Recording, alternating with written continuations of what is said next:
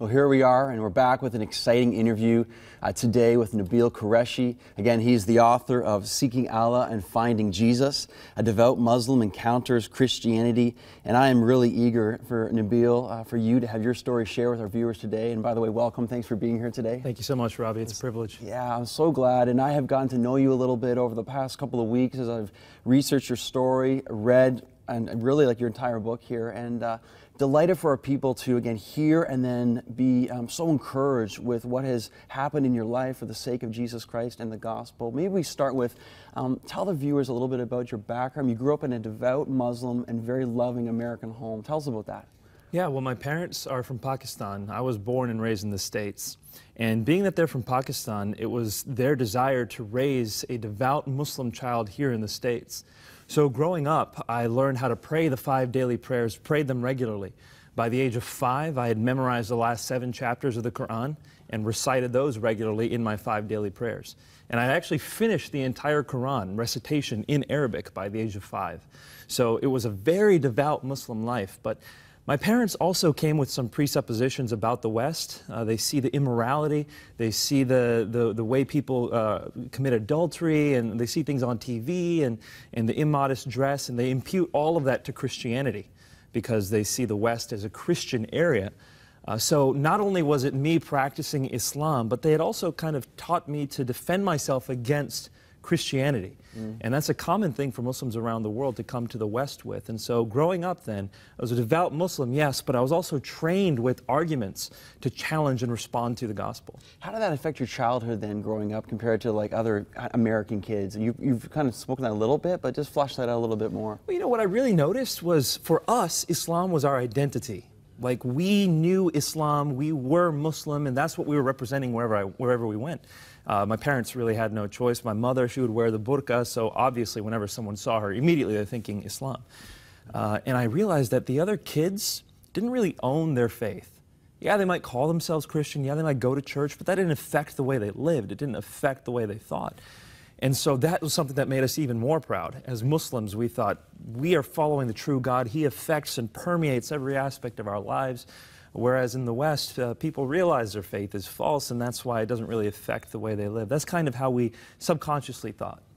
So then, for your whole childhood, this is how you were brought up, this is your thinking, these were your convictions. Again, this was your identity, which really stuck with me as well. But there was one particular friendship that you developed, and maybe you can tell us what age that was and how that over time started to introduce you to Christianity. Absolutely. It was something I did regularly. Was I would challenge people on the gospel.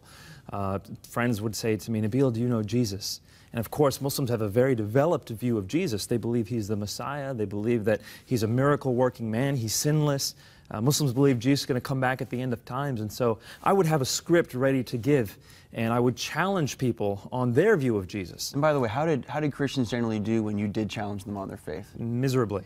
Yes. What I realized very early on was that even the slightest challenge on the Bible, on the reliability or the compilation of the Bible, or on Jesus' deity, or on the Trinity especially, no one really knew more than just enough to say what they were told to say. They didn't really know why they believed what they believed, didn't know how to defend it. And so as part of me honoring Islam, I would challenge Christians. Because you see, Muslims see the Trinity as polytheism, and that's offensive to Muslims. And so in so challenging one specific Christian, for the first time, and this is when I was a freshman in college, for the first time someone was able to actually respond to my challenge. And I realized this guy not only knows some information about his faith, but he actually cares about his faith. And so we developed this friendship that resulted from me challenging him on the Bible. And that's how I began to get introduced to the power and truth of the gospel. His name was David, is that right? And I love about in your book how you talk about David was loving to you, patient with you, became a friend to you, which meant so much to you. It wasn't just this all just about this one conversation. There was more of the heart of Christ behind that. Maybe talk about that a little bit. Yeah, I really do think that, well, I believe what Jesus says. Jesus says that unless you're willing to pick up your cross and follow me, you are not worthy of me.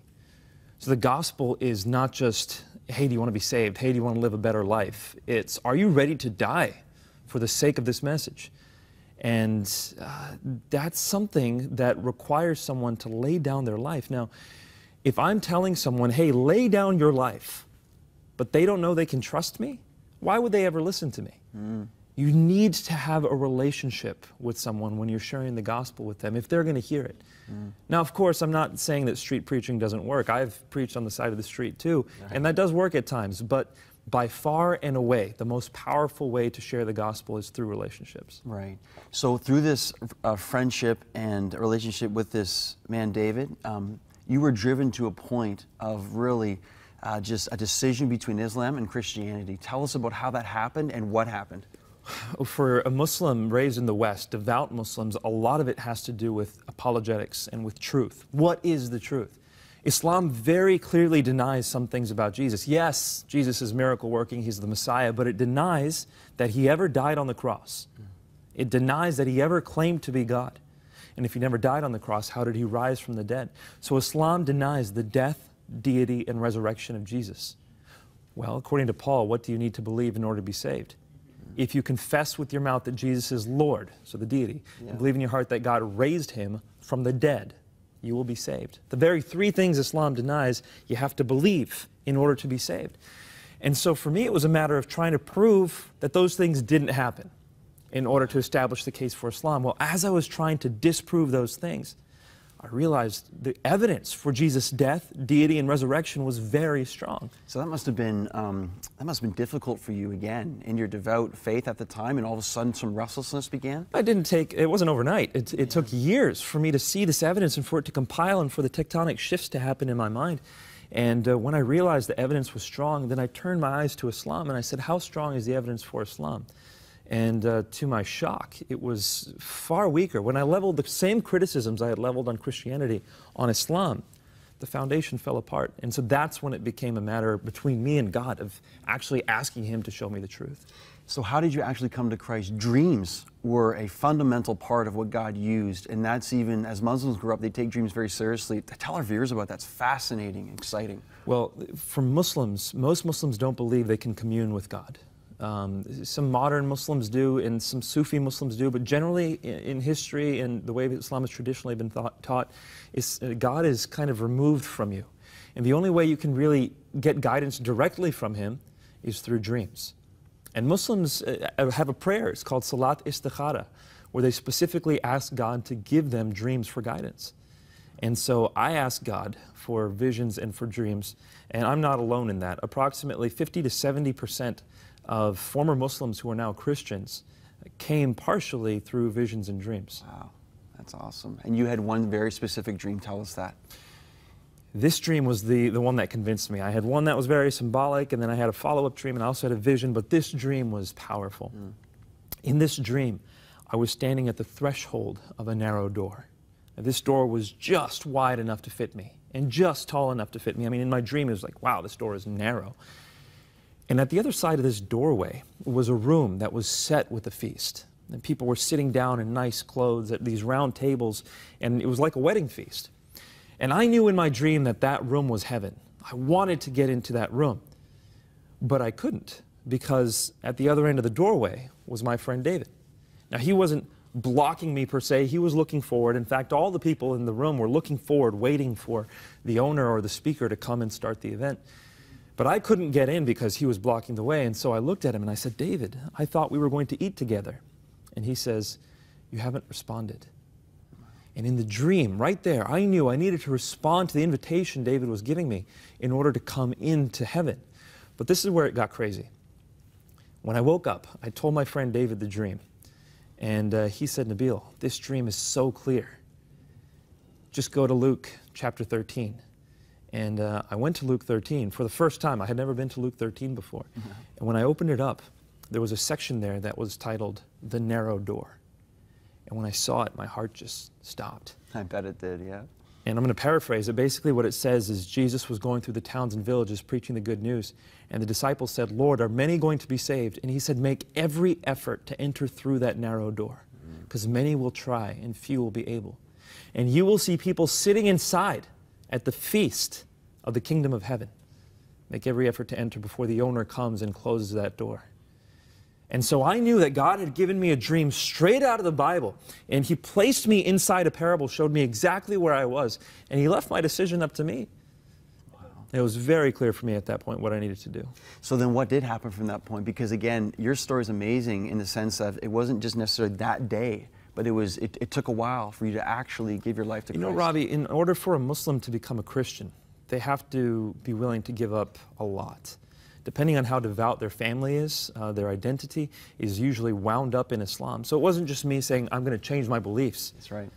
It's me saying, I'm going to leave my family and everything they've stood for, all the way back to Muhammad's time. I mean, my last name's Qurayshi. If Muhammad had a last name, it would have been Qurayshi. He was part of the Quraysh tribe. And so I had to give up everything.